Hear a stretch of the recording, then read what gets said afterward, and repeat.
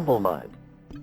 I've spent a lot of time over 2025 exploring games from consoles I've never owned, like the TurboGrafx-16, Dreamcast, Panasonic 3DO, Atari Lynx, and the Virtual Boy, ironically right before Nintendo announced that they're bringing it back. And I've definitely discovered some amazing gems from each of these systems, some of which I've made videos about, and many I still have yet to cover. Let me know if you want me to talk about any of those specifically. However, today, I wanted to gush about what is easily the craziest rabbit hole that I've fallen into this entire year. There is an underground homebrew game scene that has been going strong for well over a decade at this point, and it's thriving right underneath all of your noses. Now, I don't expect many of my stateside viewers to have a clue what I'm talking about, and I wouldn't be surprised if even those across the pond were unaware of this as well. I'm talking about the insanely prolific homebrew scene of the ZX Spectrum. This was an 8-bit home computer first released in the UK in April of 1982, a whole year before Nintendo first released its Famicom in Japan.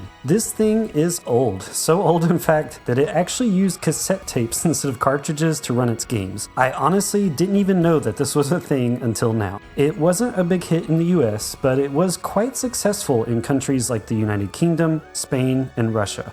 And while you've probably not heard much about this console, I believe it likely had a big influence on the aesthetics of modern indies like Downwell or UFO 50. Anyway, because of its cult classic status, there are a slew of high-quality homebrew games being made for it today after all these years later, rivaling the 8-bit and 16-bit classics you likely think of, and even the amazing indie games that are killing it today. I mean, truthfully, the games I'm about to show you are modern indie games themselves, they're just being made for a console from 40 years ago. This is the first part of my two-part series covering 24 modern ZX Spectrum games that absolutely blew me away, deserve more attention, and I am amazed have never been covered in a sort of capacity the way that I'm about to do here. And if you're watching this way after the fact, I'll have a playlist that includes both of these videos so you can watch them back to back. And trust me, you'll want to because I have bangers in both. I can't wait to share these, let's freaking do this. Aliens Neoplasma is a straight up 8-bit alien action/horror experience. It's a side-scroller where you play as this crew member who's part of a cargo ship flying through space that's delivering some sort of package on behalf of Weyland-Yutani. She wakes up from her cryo-sleep, cannot seem to find anyone else, and she's simply told by the onboard system that she's got to make her way to the other end of the ship. She quickly discovers, though, that even though she can't find any humans anywhere, she is not alone. There are xenomorphs and facehuggers crawling, literally, all around this facility. And of course, Weyland-Yutani has insisted that this cargo ship makes it to its destination no matter what, and so you, the lone hero, has to carry this mission out and also survive. I think considering the limitations of the hardware, the color schemes here are amazing, the level of details in the space station are amazing, and the animations are truly impressive. Seeing the xenomorph pounce is pretty scary. If the facehuggers latch onto you, you can press the jump button to throw them off, but if you don't manage to, they will slowly kill you and you'll slowly fall to your death as they suck your life force out. Everything about this feels official. You'll be constantly talking through modules, arguing with the synths, and trying to frantically make your way to safety.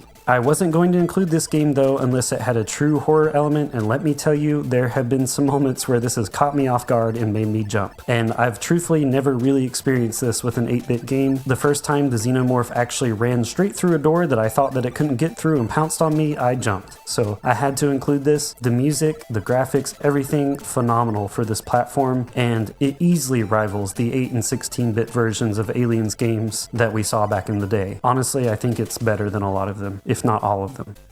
Hakkenkast proves to me that I am a hack and slash fan through and through. I love dungeon crawlers, I love beat 'em ups, I love hack and slashes, even when you distill them down to their bare essentials like this game does. As you can see, this is an overhead view game kind of like the Zelda games, and you're going room to room trying to fight your way through zombies and skeletons and all types of monsters, finding keys to open doors to get to the next dangerous spot, and relying on the power of your sword and your magic in order to make your way through. Along the way, you'll be able to increase the power of your sword, find armor, find loot, and enemies will drop food to help sustain your life. And again, as simple as this game is, it's addictive, and I found myself playing it night after night to try to see how far I could get. One detail I really love about this game is that there are a bunch of traps on the walls, and you can actually hit the enemies and impale them on spikes or trick them into running into the axes that are on the walls. There's a lot of fun to be had in this game. There are 4 different episodes which represent 4 different dungeons, and so there's a lot of game here if you want to explore this kind of thing. I also really love his wide sword swing. It allows you to take out mobs of enemies pretty quickly and efficiently. It may not look like much in still shots, but this is easily one of my favorite games that I've played of this entire bunch of 24 games.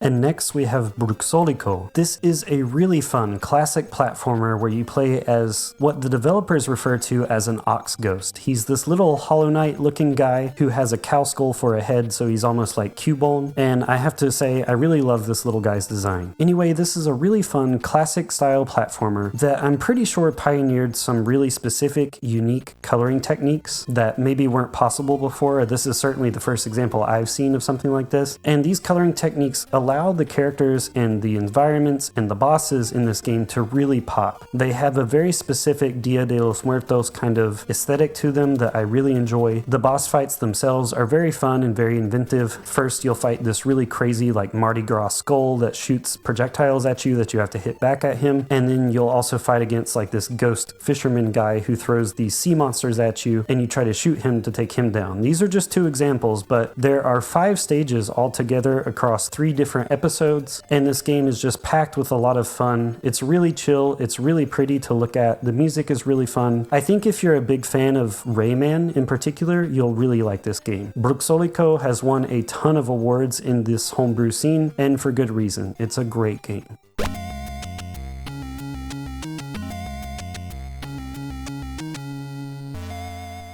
Okay, so you know how I said earlier that I feel like the ZX Spectrum inspired the aesthetics of certain indie games like Downwell? Well, I know this is technically a newer game, but you can see the through line here. This little guy reminds me a lot of the dude from Downwell. This is a puzzle game, however. It's called COINZ Are Mine, and originally this was not one of my favorites out of the like 40, 50 plus that I tried, but when I came back to it and gave it more of a fair shot, I found this to be a really fun puzzle platformer, and it's actually the second game that I ever beat for this console. It's a really short and sweet experience. It only has 20 levels, but they're very replayable. You're essentially playing as this little stick man who's running around through these cavern-like environments, trying to keep himself safe from ghosts and bats and all sorts of other creatures, and you're trying to obtain this giant golden coin that's at the end of each of these dungeons. In order to get this coin, though, you're going to have to do a lot of clever platforming. You're going to have to take down other hunters who are on the search for this treasure as well, and you can't kill anything in this game. Everything that you fight will get back up, so there's always a sort of pressure on you, but at the same time, if you die or get attacked, you just respawn from the very beginning. So while it's got some difficult moments, it's also got this sort of laid back, no pressure, Celeste type of modernity to it that makes this game really fun and really replayable, and you just want to give it another shot. Like I said, this game only has 20 levels, but they're super fun, and it makes for a great little cozy gaming session on a Friday night or something. At least that's what I did, and I had a blast.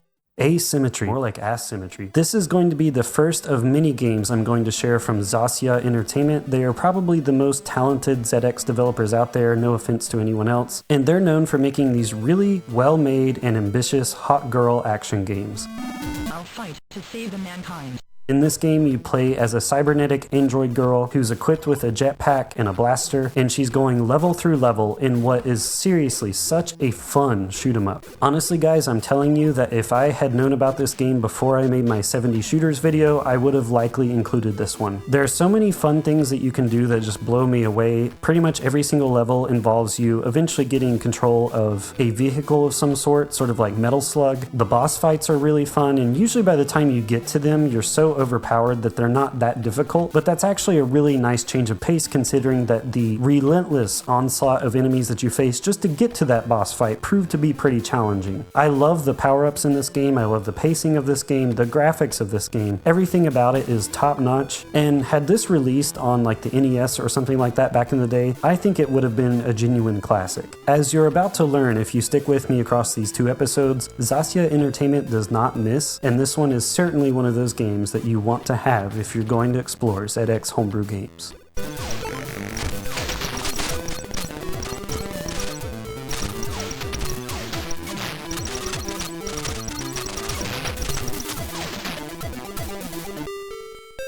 Do you like the classic Ninja Gaiden or Shinobi games? Well, you might want to try Haoken then. As I just said, Haoken is a modern retro ninja classic. In this game, you have access to a double jump and a dash, which makes it feel very modern compared to a lot of the retro ninja games from the past. And this game is pretty difficult, but the exploration is really fun and rewarding. And again, it's just one of those games where you want to give it another try, another try, another try. One of the things that this game does better than a lot of the ninja games from the past, in my opinion, is that it never feels unfair. Every time you die, it is sort of a skill issue. It feels like it was your fault. And so you're able to learn from your mistakes and do better the next run. But I'm warning you guys, even that first mission, which is supposed to be a tutorial mission, proved to be pretty difficult. It took me a while to get through it for the first time, if I'm being honest. However, no matter how many times I die, I keep coming back to it. This game is so good. I love the use of its colors, especially in those skyboxes. Don't sleep on this one if you're looking to build a collection of modern retro games. Now, you may have not been aware of this, but there was a game called Mighty Final Fight on the NES. Being a Final Fight game, it has that classic beat-em-up style of gameplay that you've come to expect. However, of course, it also features these really chibi-ified graphics. The NES version is kind of stiff though, and not the most fun game to play that's out there, especially in the Final Fight series. However, there has been a fan-made port to the ZX Spectrum that absolutely rules, and it's way better than the NES version in my opinion. In this game, you can play as Hager, Cody, or Guy. They all have different abilities. There's a tutorial section so you can learn how to actually execute all of their advanced moves, which I would highly recommend you do on your first playthrough. Once you get the hang of how the combat works, it's so fun. Again, like I said, make sure you do the tutorial section. Every time I play this, I have more and more fun each time. There's a lot of hidden depth to this game. I think the graphics are really great. The characters are so expressive, and it's nice to see this game get a new lease on life with better controls, better handling, and honestly, if you ever want to experience this game, the ZX Spectrum is, funnily enough, the definitive version.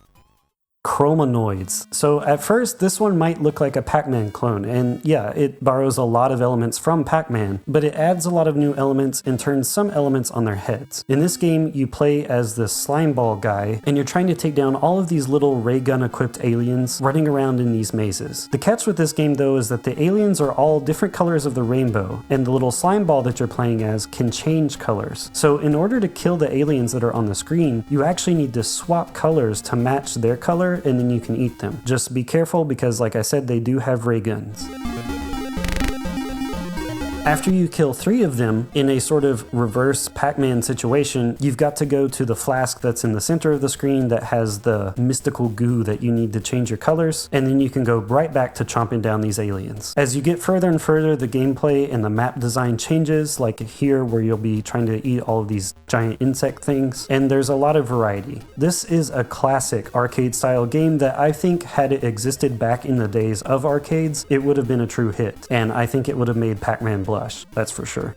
Another sort of maze game to go along with the last one, Bearded Fantasy. Now that sounds like anything other than a video game, but what this game is you play as this, obviously, bearded hero who is attempting to reclaim his castle that's been taken over by all of these monsters, and the monsters have completely drained his castle of its color. Armed with a paintbrush and pints of beer, he attempts to run back to his home, take down the monsters, and repaint it to its former slime green glory. I mean, I guess everyone has different tastes. He conveniently runs out of paint in between each room though, so you have to actually obtain the paintbrush, usually in a creative way, dodging traps left and right, and you'll find that each room is also littered with portals, which you can use to pop out in different locations around the room to do what you need to do.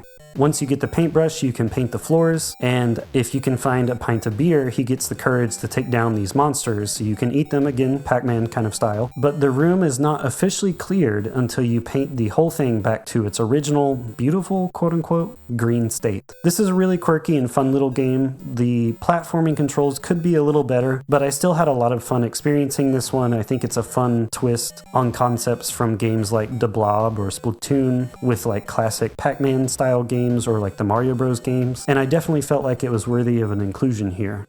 Duckstroma 2. So yeah, with the name 2 in its title, you know that this is a sequel. I personally found this one more enjoyable. It actually has background music and it adds new gameplay elements, like your little duck is able to throw swords at his enemies, which helps give this game sort of a Castlevania type of vibe that you wouldn't expect when you're playing as this little tiny guy. Look at this little guy. Now, because he is just such a little guy, this duck can't really fly. He doesn't have a great jump height. And so at first you'll kind of be like, how do I even get to this ledge here? But you'll quickly find with a little experimentation that if you press down, he'll lay an egg. Now that egg will explode, and if you're on top of it, you can kind of, ironically, almost like Quake, basically rocket jump onto the platform and jump way higher than you normally would be able to. This game is a really simple and chill, fun platformer, so if that's the kind of thing you were looking for, I feel like this game pairs really well with Bruxólico, and something about it is just really cozy and comfy. It's not the best platformer I've ever played, but it is clever, it's fun, it's cute, it's charming, it's Duckstroma.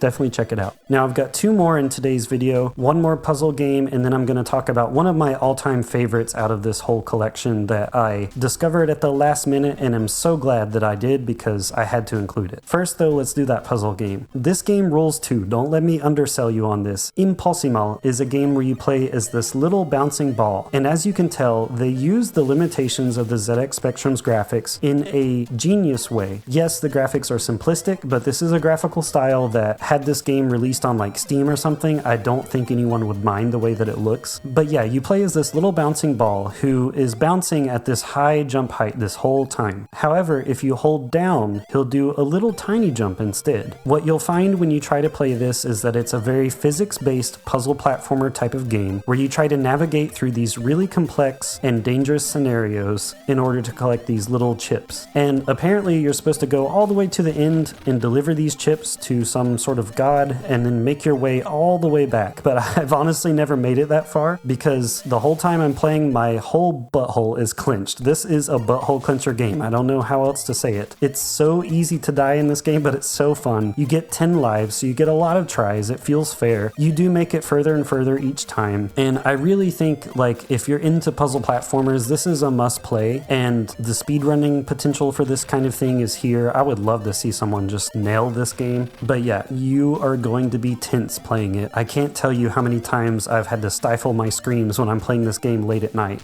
So fun.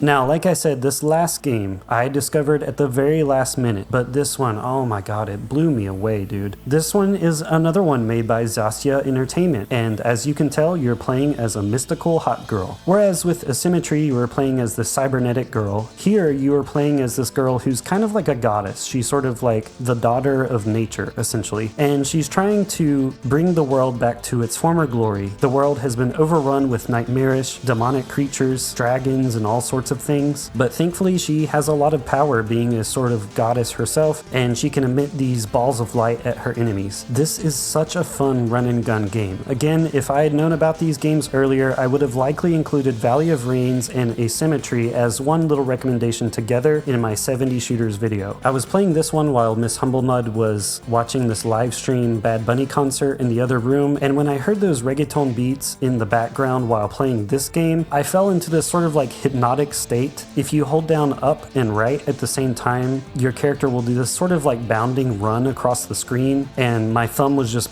going away, bashing that fire button, shooting as fast as I possibly could, and I really just fell into this kind of trance flow state playing this game, unlike any other game that I've experienced out of the 24 that I'm talking about. It does not have any music, but the sound effects are great and rather hypnotic themselves, and again, I think if you can find some sort of jungle beats or reggaeton beats or some sort of tribal music to play in the background, you'll be happy. I love the graphics of this game. I love all the details in this game. It's got a very like Halloween aesthetic in some places, which is fitting for the time because I'm releasing this video in October. And there are even levels like this one with the mushrooms in the background that I think would have made Mario jealous. I can't express enough how much I love this game. It's not very hard, and the very first time I played it, I just played it 30 minutes straight, and I don't even know if I blinked. It's so fun.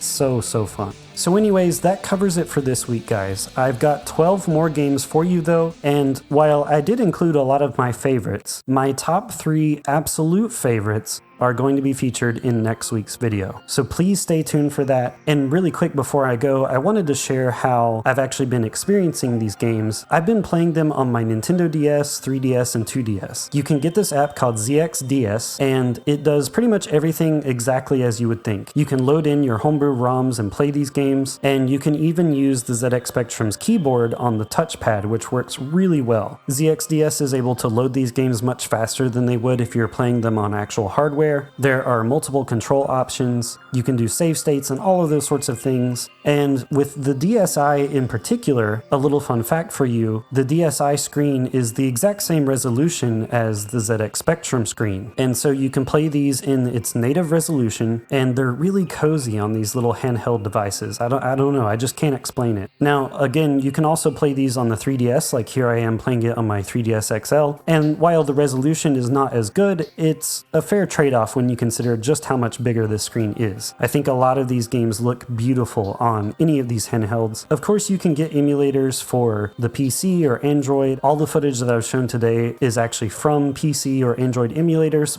but for me personally, playing it on ZXDS has been the most fun experience. Anyways, guys, I hope you enjoyed this. I hope you'll stick with me for episode 2, and I'd love to know what you all think about these games. If you're still here, thanks so much for watching, and as always, stay humble.